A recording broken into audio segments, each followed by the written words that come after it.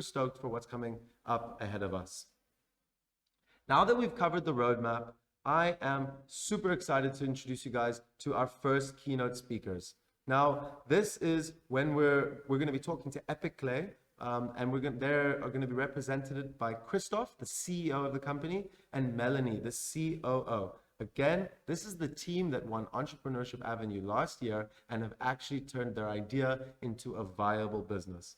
So, as I told you guys before, they work on green walls for building facades and indoor areas, and they're going to be talking about how they managed to build a really strong team from a variety of different disciplines that's also quite an international team, and then how they went on to raise the funds that they needed to get their business off the ground. So, without further ado, a warm welcome to Christoph and Melanie. Thank you guys. Over to you.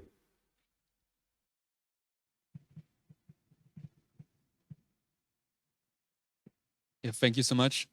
Super happy to be here. Melanie and I are representing Epiclay just as a part of the team today, actually. But we will come back to that later.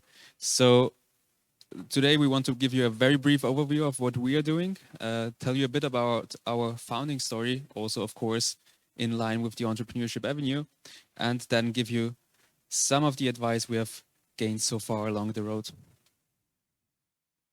So we started with two mega trends, which means that we looked into, on one hand, of course, air pollution, which, as we all know, is one of the biggest challenges of our time. And we read those dramatic numbers every week. And on the other hand, urbanization. Actually, more than half of the population worldwide already lives in cities, which means that a lot of pollution comes on a very dense and limited space. And that's something we don't want to see and something we want to change. So cities can take a lot of different measurements and actions in order to decrease air pollution, may it be to invest into public transport, e-mobility, but one of the most efficient ways to reduce air pollution remains greening cities, because it does not only reduce air pollutants, but also, for example, urban heat, and therefore increases the biodiversity. So the only issue is that you can't just build or plant millions of trees in a city like Vienna or basically any other metropole because of the limited space. In fact, so we ask ourselves, but what if we could actually manage to make breathing in a city as pleasant as in the forest? Because currently we only have 500,000 trees in the city of Vienna, which is already a very high number in the international ranking, but still, of course, not enough to prevent a global climate crisis. At the same time, we have 120 million square meters of greenable facades in Vienna alone, which means that there is a huge infrastructure which is currently just standing around, not being used, which could be used in order to reduce air pollution. So we made it to our mission to envelope buildings with green lungs and therefore use this vertical space in order to green our cities. We want to achieve this by combining the most robust plants found in nature with our innovative platform technology, the Epiclay modules, which are recyclable, therefore 100% circular economy compliant and based on a natural product, meaning that we here effectively reduce air pollution with a very low maintenance and low cost system.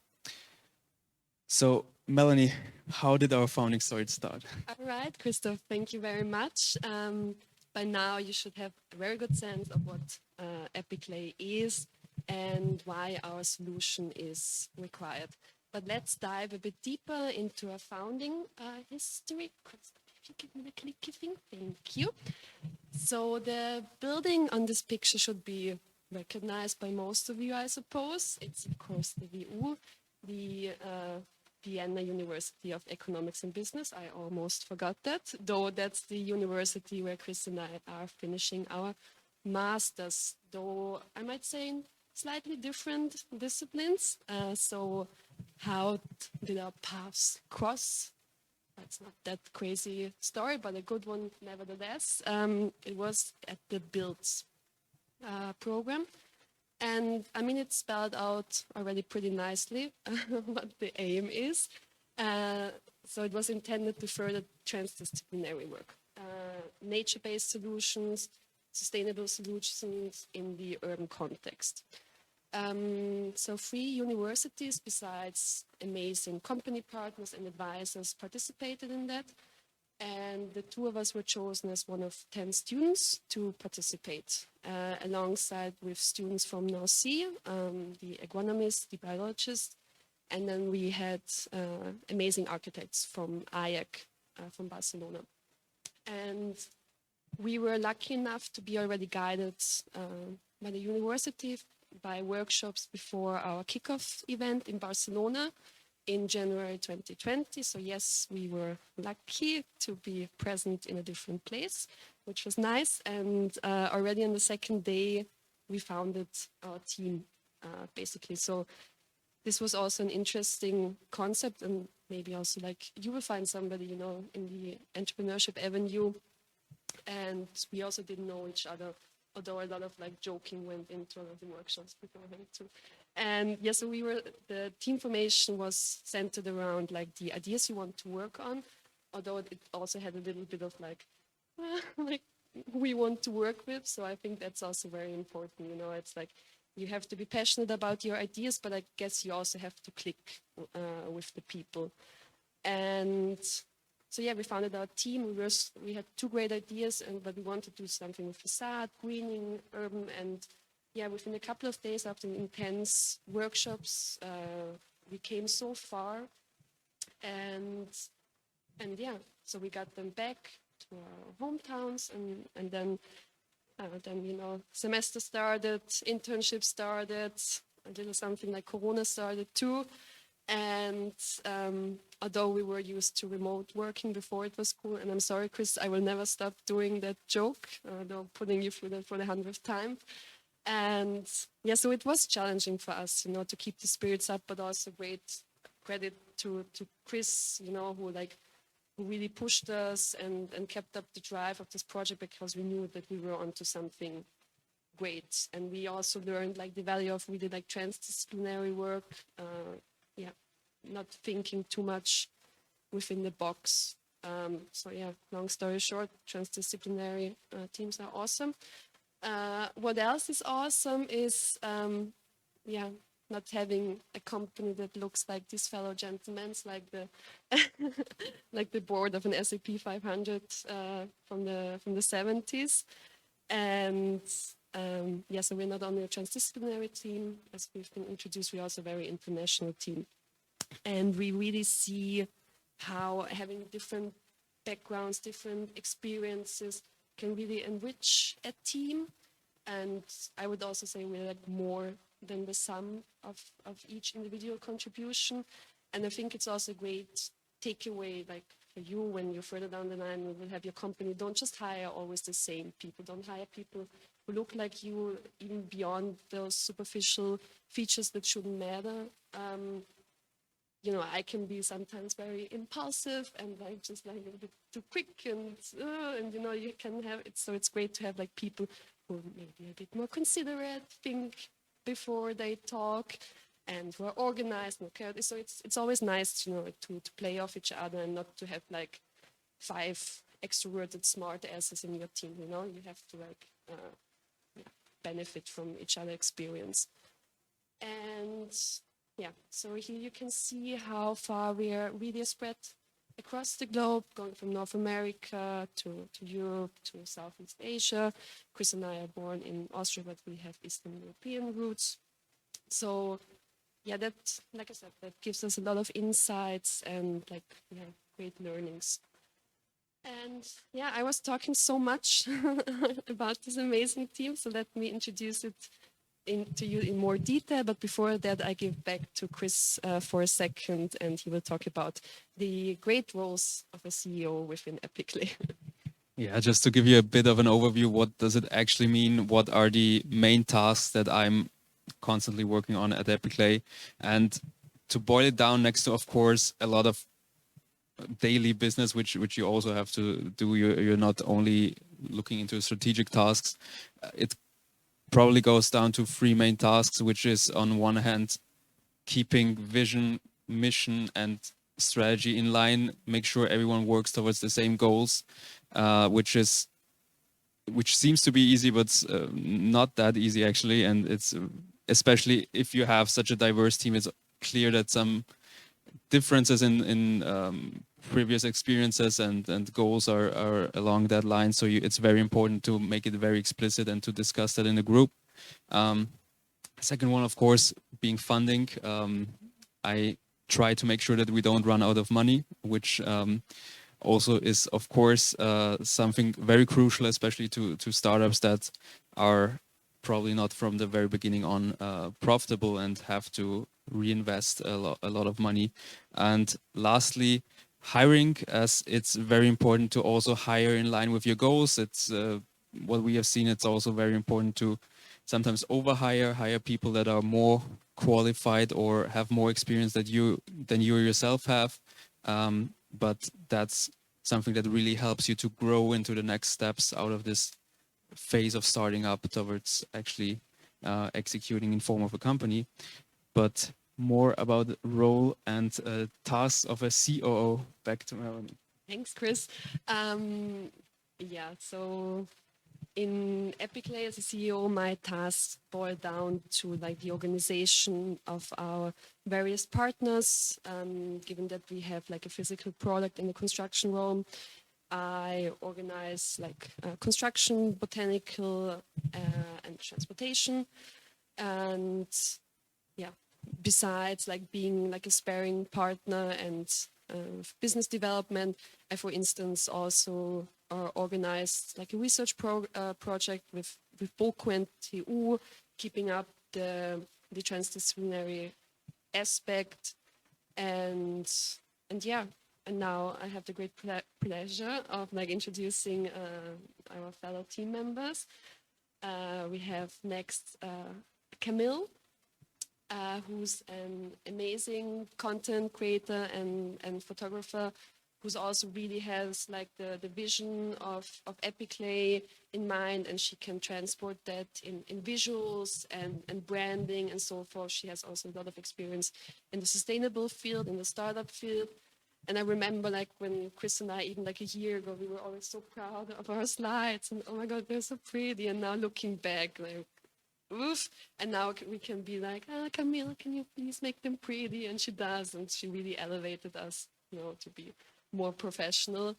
And then we have Mary Eve, who's our amazing biologist. She has like a very strong research background, and that's exactly the same, the thing I was talking before. You can't have just always people like pushing and selling and going and having somebody who's like, okay, guys, does this really work also from a scientific point of view? And she has been also part of a lot of great projects, and so she's also responsible for adapting the plants, researching all the hard facts about it, and then we can really individually design our green walls. And then next we have Mauricio. He has worked in a lot of great studios, architecture studios around the world. He's been working on a super interesting thesis where he analyzes the various patterns of Maya architecture, and he has been integral in the design of Epiclay, of like really pushing and bringing this like ancient tradition into like a modern shape. And alongside with Sumit, who has also like hands-on experience in really going through like architecture projects from the beginning to the end. And he's been also responsible for the design, but also production. And, as you can imagine, in the beginning with no funding, there was like a lot of prototyping like done in living rooms and so forth. And the guys in Barcelona, they have been really blood, sweat, and tears of like really stamping out the first prototypes out of nothing, basically. And yeah, so maybe some insights, some learnings we gathered throughout the journey. What really helped us was to always have like advisors on our side. In the beginning, obviously more informally, more loosely. Now we formalized that more, but you would be surprised how willing people are to help and offer their time, and like don't be shy to reach out, but also appeal to their intelligence. Don't just be like, can you help me, please? but be like have like concrete questions. Maybe also like add some dates. On Wednesday from this to then I have time. On Thursday, this would one of those 2 dates suit you? I would like to have a chat about this. We can do it via Zoom, whatever. Be concrete. Like really like, because these people, these experts, sometimes they have like huge networks and huge experience to really have like exact questions. And like you said, we from the business side, from the scientific side, from governmental side, we had so much support, and that was really, really essential for us. As a young company, you only know so much. And this what Chris already touched on.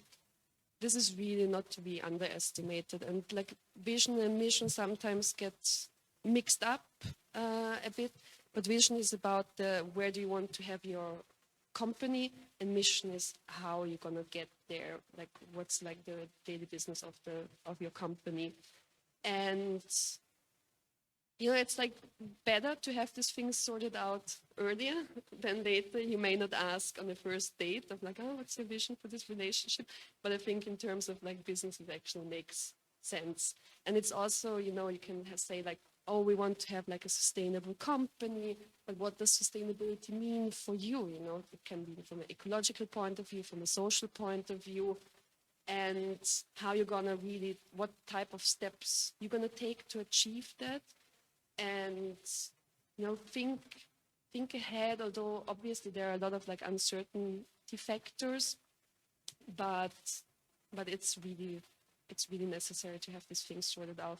And by values, obviously what values you have as a company, and it can be tiny things, it can be bigger things, but I would like, I don't know, we're not gonna serve meat in our canteen, or we have Friday afternoon off. But it can be also like small things on a personal level, like how is punctuality appreciated? How is like reliability? Do we have Sundays off, or is like 24/7? It's like the small things, and I think this is really, really necessary to have in aligned, or even just like talk about it. Can maybe differ from person to person, but talk about it in a team. I think this is very crucial. Yeah, network with other founders. Similar to like when reaching out to advisors, don't be shy, first of all.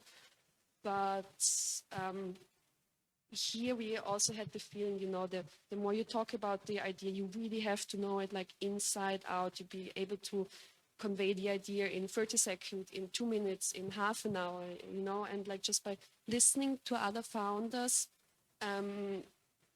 ask questions, learn from their mistake, be inspired. But like I said, also the sparing aspect of it, and just like, and then they have like great questions that you never thought about, and and then you get like, okay, and like every conversation sharpens your business idea, and this is the same as with like vision and mission and so forth. You maybe start big, but you have to really, really break it down. And like network, of course, then opportunities stem from it too, but that shouldn't be your first like. I think, okay, how can this person benefit me then further down the line in terms of like monetary sense? No, just like be open and learn from each other. And and this is our amazing first like mock-up. And we were already forced in Barcelona. The emphasis on forced to go around with this thing and conduct customer interviews. And same as before, the more you talk about it, the more important it is. But generally, not only evaluate with customer ideas, I think having like mock-ups, having like prototypes is so important. We have that experience again and again. People really enjoy like just like having something visualized. Obviously, you should be able to like convey your idea with words, but having something to touch and to feel is super important, and be it like a little tortilla mock-up.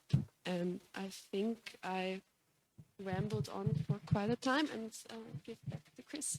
Thank you, Melanie. So next to validating with customer interviews, which of course you should always do, is another way to validate on your idea is to participate in different event formats, in different competitions, in startup pitches.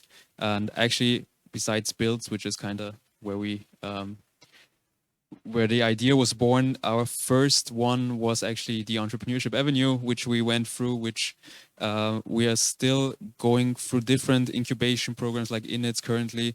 And it really just helps you to, as also Melanie said, to sharpen your idea, to really look into different aspects. Everyone has different questions, every jury member, every mentor, and that really helps. And I'm coming to my last point. Without trying to sound too cheesy, it's important to dream big, because you know what they say, the Americans will always give you 10 reasons why your idea will work, but the Europeans will give you 10 reasons why it won't work. So don't get yourself discouraged, and then act according to that big dream and just execute it, and you will achieve great. And to come to the last point, feel free to get in touch with us. You can book a short meeting with us on calendly.com/Epiclay if you have a question that you don't want to raise now, or just something that gets into your mind over the next days, or just shoot us a short message on LinkedIn or via mail. And thank you so much for having us.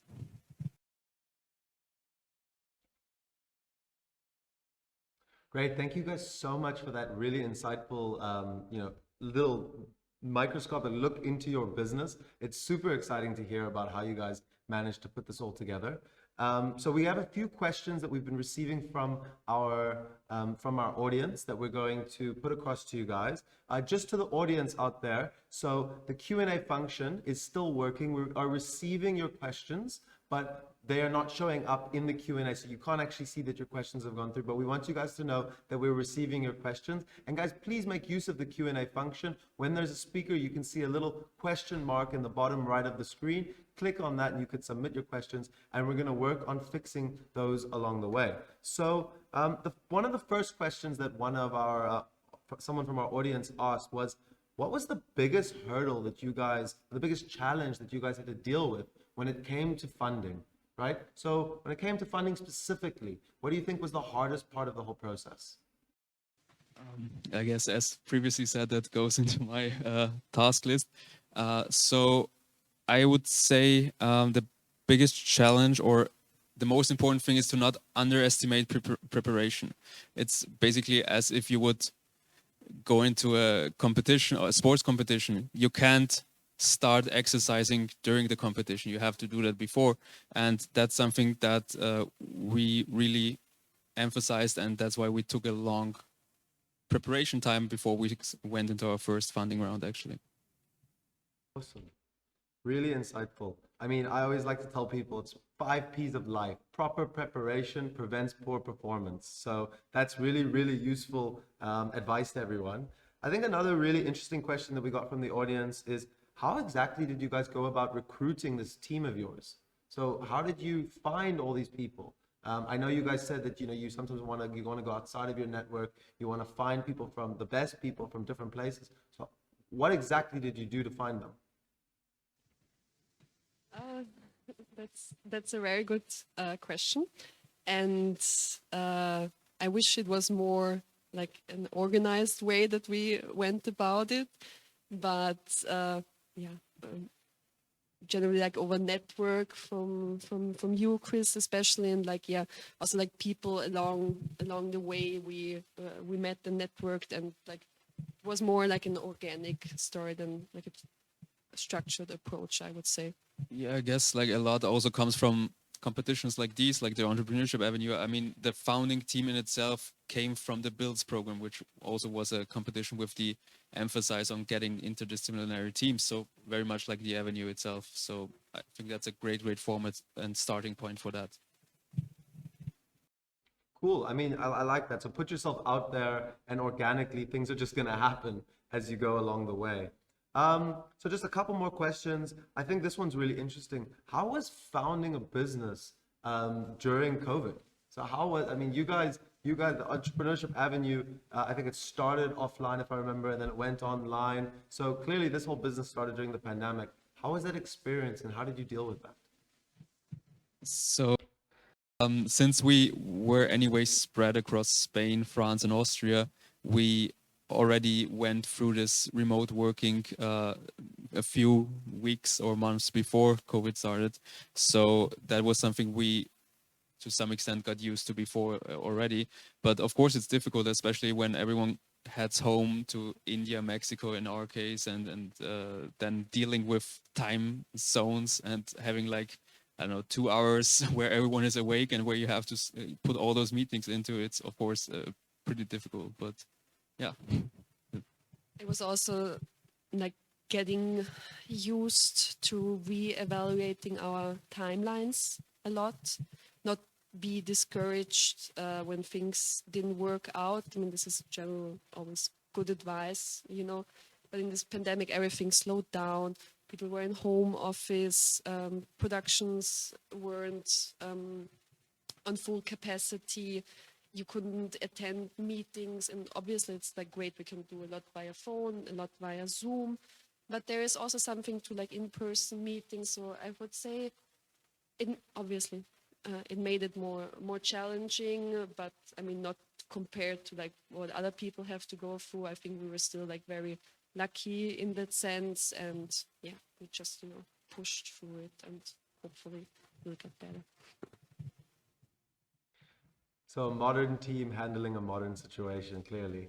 I think we're running about out of time here, but I'm going to combine two of the questions that we got. So one of the questions was quite specific. Do you have a 2-year goal for like square meters of facade? And then I'm going to combine that with just generally, what does your 5-year goal outlook look like for the company? That's a very good and very specific question. 2 years. In 2 years, we want to stand at 50,000 square meters. And 5 years is less specific in terms of square meter size, but more specific in terms of we want to bring our solution to at least 5 markets in order to have a global solution for a global problem. Yeah. Great. Well, thank you guys so much for those insights. It was really a pleasure learning about more about your business. And I know I'm excited to go online later and learn more about it. So yeah, thank you to Epiclay for that. Wonderful talk. We really appreciate it. So guys, now it's time for us to start the Unipreneurship Showcase. We're really, really happy to have 23 great startups joining us today. Now, all of these startups, and I really want to focus in on this, all of these startups have emerged from academic backgrounds, which proves that you can successfully start and run your own business while you are studying at university. So these guys are here today to chat to you about their businesses, their experience, and generally what it's like starting a business as a student. Now, you will actually have the opportunity to talk to these guys, right? You can enter into these rooms with your mic and video on if you want to. Otherwise, you can just use the chat room, and you can chat to them about their businesses and learn more about how they got off the ground while they were studying at the same time, and what were the challenges that they had, and how did they overcome those. So you can also chat about your own ideas, right? So if you're here because you want to enter the competition, right, you can actually chat about your ideas to them, put it out there, see what they think, and you can exchange your contact details. There's actually a function for that where you can leave your contact details. You'll see that. So especially if you're not so tech savvy, I want you to pay attention. I want you to listen to me now. I'm going to explain how this is going to work. In a second, we're going to be playing all of the 30-second videos for all of these startups. So each startup has prepared a 30-second video that explains what exactly they do. Then for 45 minutes, we invite you guys to go into our digital exhibition area where we have different startup booths. So if you right now exit the full screen mode, if you've got me on full screen, I want you to exit the full screen mode, and I want you to scroll down, and you're going to see multiple online rooms where the startup founders are actually waiting for you right now. They're all sitting in those rooms, and they're really excited to chat to you guys. So in those rooms, you can click, and you can feel free to enter whatever room you want, to wander around and get to know the different startups. Before you enter a specific room, you also have the opportunity to re-watch the video with regards to that startup. so that you can refresh your mind and understand what the business is about before you go into the room, so you can ask specific questions if you want to. If you guys have any technical problems along the way, if it seems like a room's not open or anything, refresh the page. I will repeat, refresh the page. We've had a few lagging problems tonight. We are aware of it, guys. We're working on improving it, but we do suggest just at times that you refresh the page. It often does solve the problem, right? If that doesn't help, you can use the chat button at the bottom of your page, and our support team will get right on it and try and help you guys out. So we're going to be going offline now, and we're going to start these, we're going to press play on these startup videos in a second so that you can get to know what the different startups in the showcase are. We're really excited, guys. So go ahead, you guys get excited, get inspired, get chatting, and I'll see you guys back here in 45 minutes time. Enjoy it.